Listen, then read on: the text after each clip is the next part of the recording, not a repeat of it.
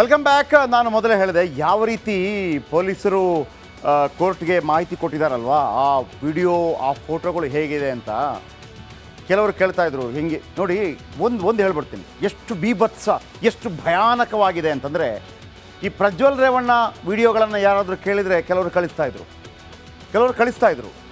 ಆದರೆ ಈ ಹೊಡೆದಿರೋ video visual ಅಥವಾ ಫೋಟೋ ಇದೆಯಲ್ಲ, ಕಳಿಸಿದವ ಒಂದು ಕ್ಷಣ ಆಲೋಚನೆ ಮಾಡ್ತಾನೆ, ಇದನ್ನು ನಾನು ಕಳಿಸ್ಲೋ ಬೇಡವೋ, ಕಳಿಸಿದ ನಂತರ ಆತ ಹಾರ್ಟ್ ವೀಕ್ ಇದೆಯೋ ಇಲ್ವೋ, ಆತ ಅದನ್ನು ಸಹಿಸ್ಕೊಂಡವನೋ ಇಲ್ವೋ, ಆತ ಒಂದು ರೀತಿಯಲ್ಲಿ ಕೋಮಕ್ಕೆ ಹೋಗ್ಬೋದೋ ಇಲ್ವೋ, ಆತ ಮೆಂಟಲ್ ಆಗ್ಬೋದೋ ಇಲ್ವೋ, ನೀವು ಅರ್ಥ ಮಾಡ್ಕೊಳ್ಳಿ.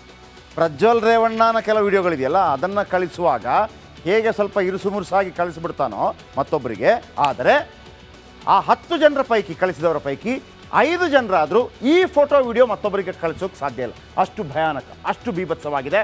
ಆಮೇಲೆ ಆ ಕೆಲವು ನಿಮಗೆ ಅದನ್ನು ನಾನು ಪೂರ್ಣ ಪ್ರಮಾಣದಲ್ಲಿ ತೋರಿಸೋಕ್ಕಾಗೋದಿಲ್ಲ. ನೋಡಿ, ಮೊದಲನೇ ಹಂತ ಒಂದೊಂದು ಹೇಳ್ತಾ ಹೋಗ್ತೀನಿ ಬನ್ನಿ. ಮೊದಲನೇ ಹಂತ ಯಾವುದು? ಹಲ್ಲೆಯ ಮೊದಲನೇ ಹಂತ. ಬುದ್ಧಿ ಕಲಿಸಿ ಅಂತ ರಾಘುಗೆ ಹೇಳಿದ್ದ ದರ್ಶನ್, ಬುದ್ಧಿ ಕಲಿಸಿ ಅಂತ. ಜೂನ್ 8ರಂದು ಚಿತ್ರದುರ್ಗದಿಂದ ಅಪಹರಣ ಆಗತ್ತೆ. ಮಾರ್ಗದುದ್ದಕ್ಕೂ ರಾಘು, ಜಗ್ಗ, ಅನು ಅಲ್ಲೇ ಥಳಿಸ್ತಾರೆ, ಅಣ್ಣ ಹೇಳಿದ್ದಾನೆ ಅಂತೇಳಿ. ಅತ್ತಿಗೆಗೆ ಮೆಸೇಜ್ ಮಾಡ್ತೀಯಾ ಅಂತ ಥಳಿಸ್ತಾರೆ. ಆಮೇಲೆ ಕುಡಿದಿದ್ರು. ಶೆಡ್ಡಿಗೆ ಬರೋಷ್ಟರಲ್ಲಿ ಆತ ಅರೆಜೀವ ಆಗಿದ್ದ. ಅಲ್ಲೇ ಬಿಟ್ಬಿಡ್ಬೋದಿತ್ತು. ಎರಡನೇ ಹಂತ ಕರೆಂಟ್ ಶಾಕ್. ನೋಡಿ, ಇದೆಲ್ಲ ವಿಕೃತ ಮನಸ್ಸುಗಳು ಮಾತ್ರ ಮಾಡಲಿಕ್ಕೆ ಸಾಧ್ಯ. ವಿಕೃತ ಮನಸ್ಸುಗಳು. ಪಟ್ಟಣಗೆರೆ ಶೆಡ್ಡಿಗೆ ಮಧ್ಯಾಹ್ನ 12 ಗಂಟೆಗೆ ಬಂದರು. ರೇಣುಕಾ ನೋಡ್ತಾ ಇದ್ದಾಗೆ ಕೆರಳಿದ ದರ್ಶನ್ ಫ್ಯಾನ್ಸ್ ಧನು, ಪವನ್, ಕಾರ್ತಿಕ್, ದೀಪಕ್ ಮತ್ತೆ ಥಳಿಸಿದರು. ಆಮೇಲೆ ಮೆಗ್ಗರ್ ತಗೊಂಬಂದು ಕರೆಂಟ್ ಶಾಕ್ ಕೊಡ್ತಾರಲ್ಲ, ಹಲ್ಲೆ ಮಾಡಿ ಕರೆಂಟ್ ಶಾಕ್ ಕೊಟ್ಟ ರಾಕ್ಷಸರು. ಶಾಕ್ ಕೊಟ್ಟ ಬಳಿಕ ಎಂಟ್ರಿ ಕೊಟ್ಟ ನಟ ದರ್ಶನ್. ಇದು ಸತ್ತೋಗಿದ್ದಾನೆ ಆಲ್ರೆಡಿ.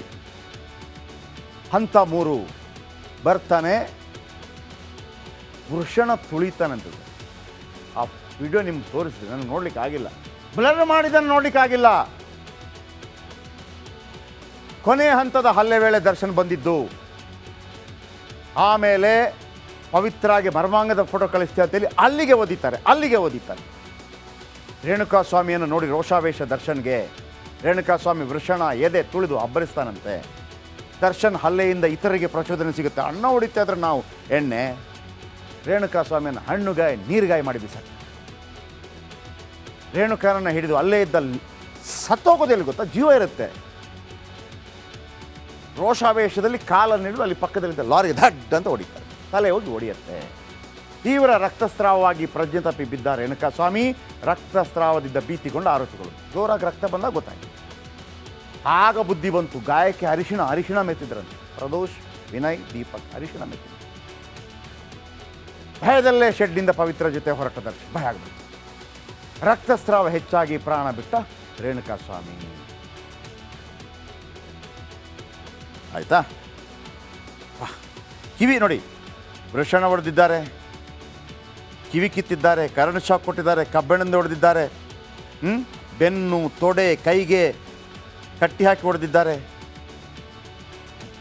ದೊಣ್ಣೆಗಳಿಂದ ಕಾಲುಗಳಿಗೆ ಹೊಡೆದಿದ್ದಾರೆ, ವಿದ್ಯುತ್ ಶಾಕ್ ಕೊಟ್ಟಿದ್ದಾರೆ, ನಿಶಕ್ತ ಮಾಡಿದ್ದಾರೆ, ಸಿಗರೇಟಿಂದ ಸುಟ್ಟಿದ್ದಾರೆ, ಲಾರಿಗೆ ಗುದ್ದಿದ್ದಾರೆ. ಮತ್ತೊಮ್ಮೆ ಹೇಳ್ತಾ ಇದ್ದೀನಿ, ಶತ್ರು ದೇಶದ ಸೈನಿಕರಿಗೂ ಕೂಡ ಈ ಥರ ಚಿತ್ರಹಿಂಸೆ ಸಿಗಲಿಕ್ಕಿಲ್ಲ. ಭಯೋತ್ಪಾದಕರು ಕೂಡ ಮತ್ತೊಬ್ಬನಿಗೆ ಈ ಥರ ಚಿತ್ರಹಿಂಸೆ ಕೊಟ್ಟಿರಲಿಕ್ಕಿಲ್ಲ ಅಂತ. ಇನ್ನು ರೇಣುಕಾ ಸ್ವಾಮಿಗೆ ನರಕ ದರ್ಶನವಾಗುತ್ತೆ. ರೇಣುಕಾ ಸ್ವಾಮಿಗೆ ನರಕ ದರ್ಶನ ಮಾಡಿಸಿದ ರಕ್ಕಸರು ಬರ್ಬರವಾಗಿ ಕೊಲೆ ಮಾಡಿದ ನಟ ಮತ್ತು ಆತನ ಗ್ಯಾಂಗ್. ಮರಣೋತ್ತರ ಪರೀಕ್ಷೆ ವರದಿಯಲ್ಲಿ ಕ್ರೌರ್ಯ ಬಯಲಾಗಿದೆ. ಇದು ನಾವು ಹೇಳಿದ್ದಲ್ಲ. ಹೆಂಗೆ ಹೇಳ್ತಿರ್ತಂದ್ರೆ, ನನ್ನ ಬಳಿ ಫೋಟೋನೂ ಇದೆ, ವಿಡಿಯೋನೂ ಇದೆ, ಆಮೇಲೆ ಡಾಕ್ಟ್ರುಗಳು ಕೊಟ್ಟಂತಹ ಮರಣೋತ್ತರ ವರದಿ ಕೂಡ ಇದೆ. ರೇಣುಕಾ ಸ್ವಾಮಿಯನ್ನು ಟಾರ್ಚರ್ ಮಾಡಿದ್ದ ಡಿ ಗ್ಯಾಂಗ್. ರೇಣುಕಾ ಸ್ವಾಮಿ ದೇಹದ ಮೇಲೆ 39 ರಕ್ತ ಸಿಕ್ತ ಗಾಯ ಇತ್ತು. ರೇಣುಕಾ ಸ್ವಾಮಿಯ ದೇಹದ 8 ಕಡೆ ಎಲೆಕ್ಟ್ರಿಕ್ ಶಾಕನ್ನು ನೀಡಲಾಗಿದೆ. ಹಲ್ಲೆಯ ತೀವ್ರತೆಗೆ ಮಾಂಸಖಂಡದ 30% ಸುಟ್ಟು ಹೋಗಿದೆ. 30%.